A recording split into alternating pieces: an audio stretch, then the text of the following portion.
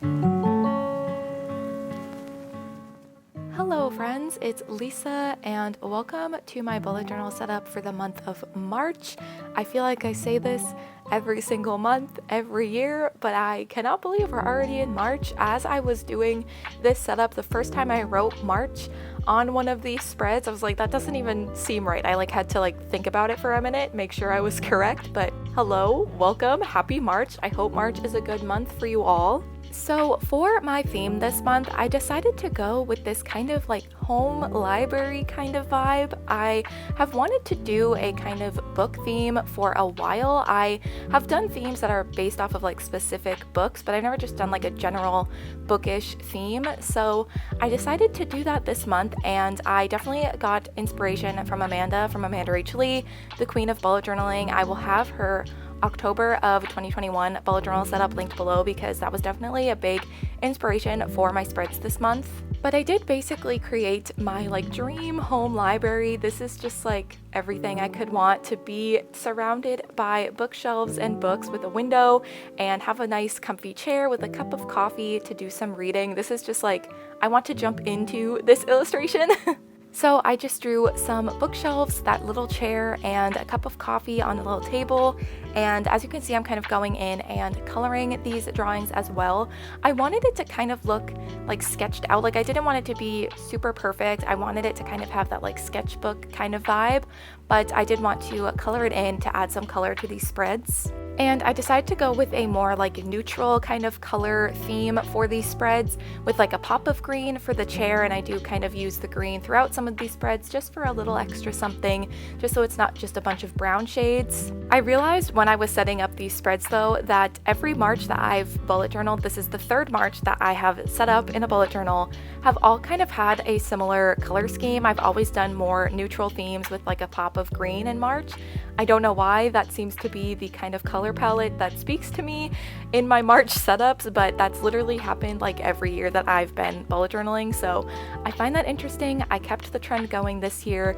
Maybe next year I'll switch it up and I won't use green and brown, but we'll just have to wait and see. But yeah, I'm really happy with this illustration. I think that this theme is just very cozy and just something, like I said, I want to jump into. So it's very much my vibe, and I'm very happy with how this title page came out. I think this might be my favorite theme I've done this year. I know this is only the third one, but I think it's my favorite so far.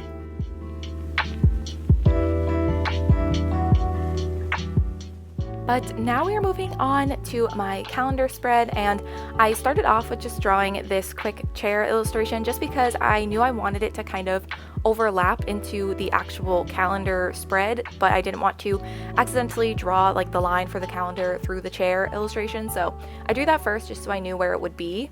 And now I'm just going in and drawing the actual calendar for the month of March, and you may have noticed, maybe not, but I did make a mistake. I made the calendar start on a Wednesday, but the month of March starts on Tuesday. So I didn't put the appropriate boxes in the appropriate spaces, but I do just kind of take out a piece of scrap dotted paper and cover it and fix that mistake. I don't think I could set up my monthly spreads without making some silly mistake. It's just become a part of the tradition in my monthly setups.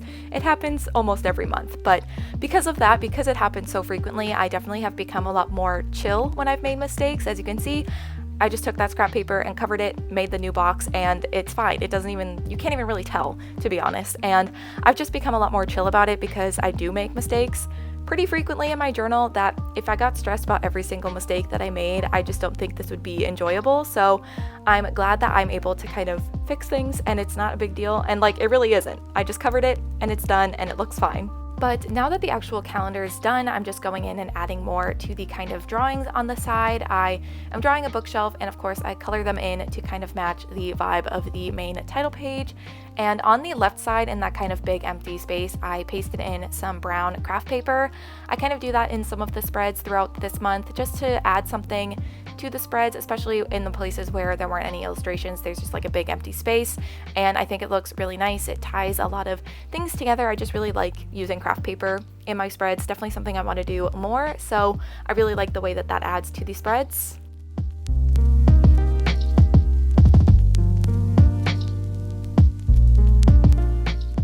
And then after I finish coloring in my drawings, I just write March up at the top of the page in kind of a font that reminds me of like stamps, like the stamps that I have. I just wanted to do a kind of simple font like that.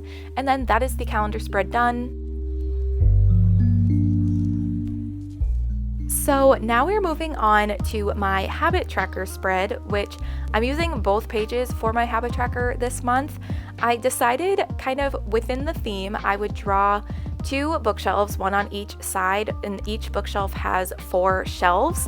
And on each shelf, I'm going to draw 31 books, so they correlate with each day of the month. And when I do that habit, I will color in the book that correlates with each day. I do go in and label each book as well, like I label them for each day so I know which book correlates with what day of the month, but I thought this was kind of a cool way to do my habit tracker this month. It's obviously not maybe the most practical habit tracker that I've ever done, but I thought it looked really cool. It fit into the theme, and I think this is one of those spreads that's going to look really cool as I fill it out throughout the month. Right now, of course, none of the books are filled in because the month has not started yet, but when I start to fill in these books, when I do the certain habit that they correlate to, it will start to kind of fill up this spread, and I think it's going to look really cool. Again, not the most practical, but I think it's going to look really cool, and it was a cool way to bring the theme into my habit tracker this month.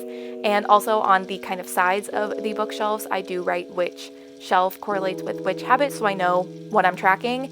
But yeah, I just thought this was really fun and a cool way to bring the theme into my habit tracker, and I did, like I said, go in and label each book with each day so I know what day each book correlates with, if that makes sense. I'm just really excited to see this fill up.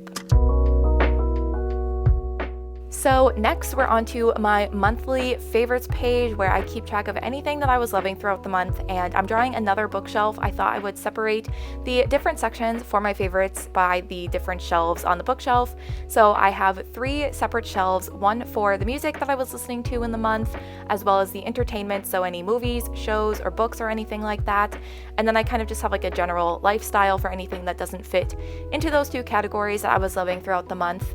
I did add some books to the shelves, but obviously I wanted there to be plenty of space for me to write down the favorites from the month, so I just draw a couple here and there just to add a little bit of something to the shelves. But this is another one that I think is going to look really cool when I actually start to write in the favorites from the month, and it was a cool way to kind of bring the theme into my monthly favorites page as well.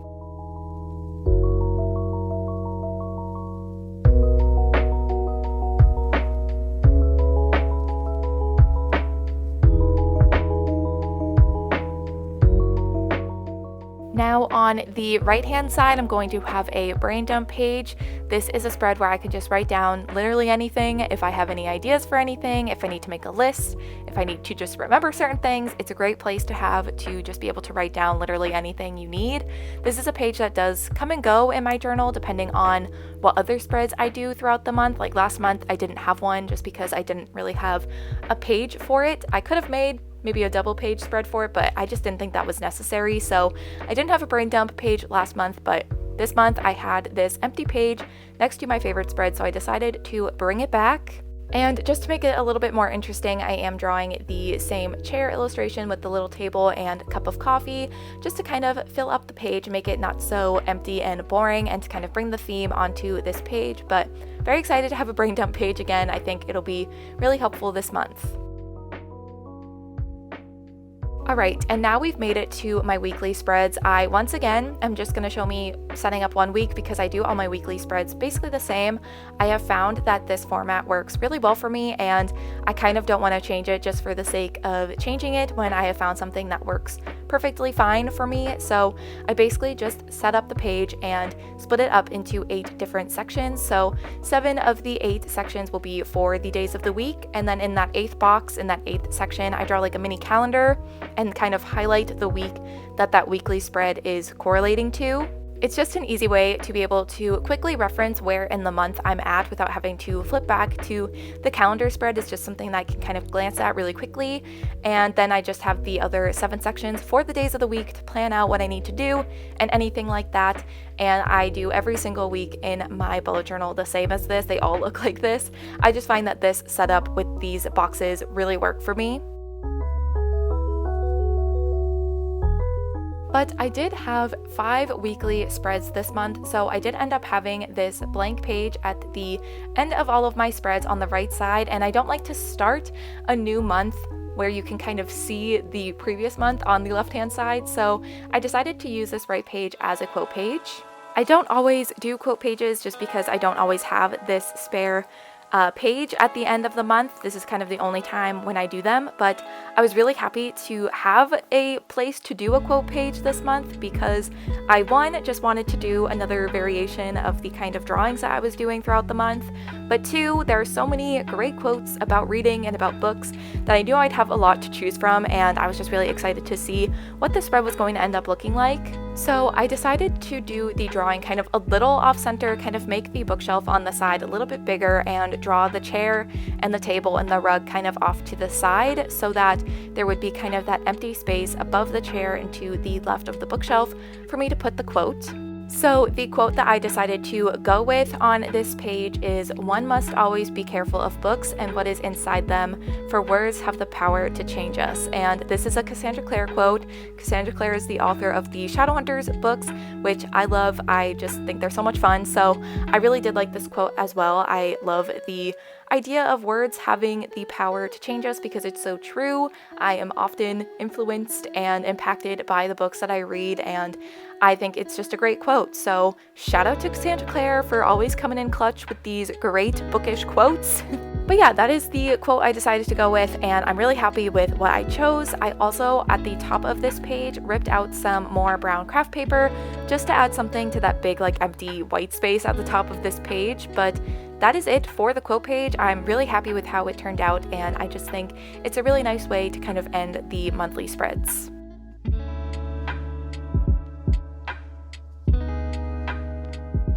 But that is going to be it for my March bullet journal setup. So here's a final flip through of all of the final spreads. I'm really happy with how this theme kind of turned out. I love anything to do with reading and books, so this one definitely was an easy winner, but I'm really happy with how everything turned out. As always, let me know down below in the comments what your theme for March is because I love knowing what you guys choose, but that is going to be it for this video. So thank you guys so much for watching, and I will see you in my next one.